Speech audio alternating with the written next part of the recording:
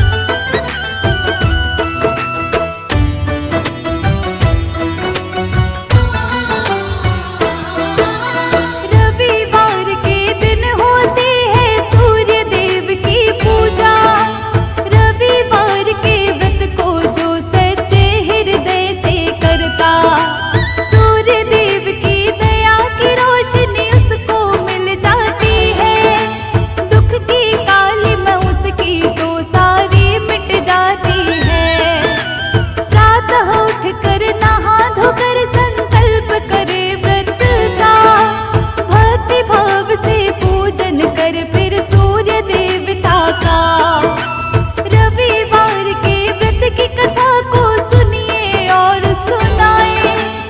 इस व्रत से जीवन के सारे संकट ही मिट जाएं। रविवार के व्रत से काम सभी बन जाते हैं, काम सभी बन जाते हैं। रविवार के व्रत की तुमको कथा सुनाते हैं, व्रत कथा सुनाते हैं। जय सूर्य देव भगवान, तुम पूजे सकल जहान, तुम पूजे सकल जहान। जय सूर्य देव भगवान।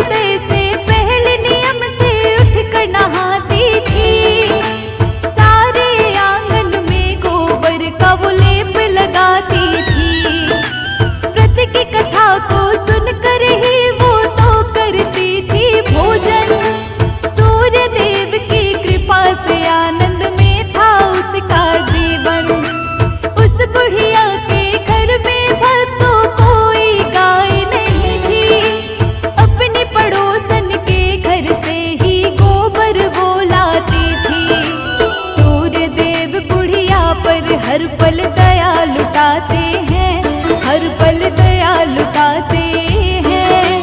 रविवार के व्रत की तुमको कथा सुनाते हैं, व्रत कथा सुनाते हैं।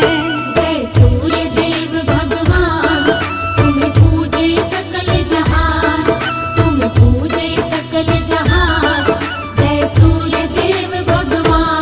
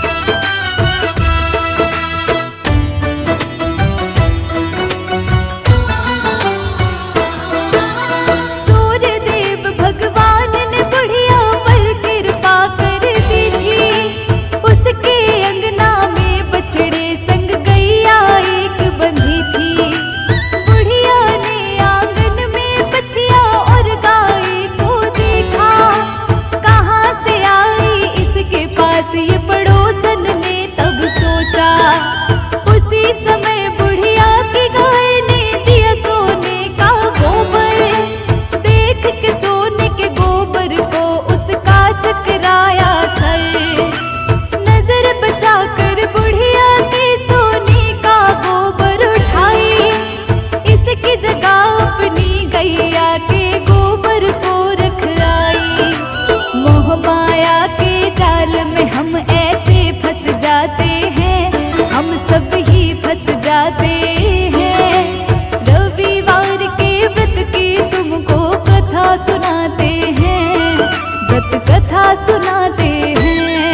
जय सूर्य देव भगवान, तुम पूजे सकल जहान, तुम पूजे सकल जहान। जय सूर्य देव भगवान।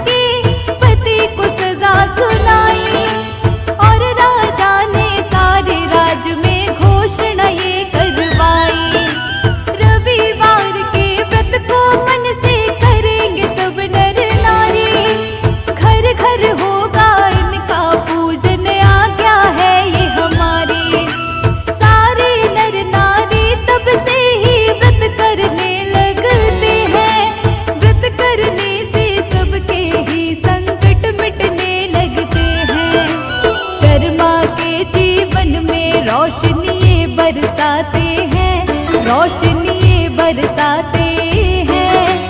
रविवार के व्रत की तुमको कथा सुना